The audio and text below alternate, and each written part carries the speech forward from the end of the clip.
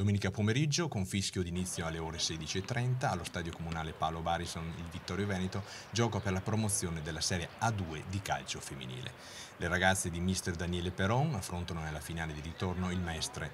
Dopo il netto 3-1 della partita di andata, il successo non dovrebbe sfuggire alle vittoriesi, ma bisognerà mantenere alta l'attenzione per evitare sorprese. Nel calcio io ci sono in mezzo da 40 anni, tutto può accadere, l'importante è non pensare di aver già vinto, affrontare la partita come se si partisse dallo 0-0. Comunque vada a finire, questa stagione rimarrà negli annali della società che da alcuni anni prende parte al campionato di Serie B, una formazione composta da ragazze di 18 e 19 anni provenienti da Vittorio Veneto e dai paesi limitrofi.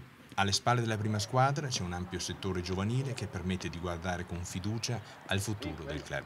Se i tifosi si stanno avvicinando alla squadra e si spera che domenica affollino le tribune del Barison, lo stesso non si può dire per gli sponsor, che non hanno grande interesse verso alcuni sport femminili. Non dobbiamo assolutamente dimenticare che il calcio, ma come tutto lo sport femminile in generale, ha una valenza completamente diversa per gli sponsor. Questo ci dispiace perché il nostro è uno sport pulito, uno sport veramente, diciamo così, pur facendo campionati come questi nazionali, è veramente amatoriale.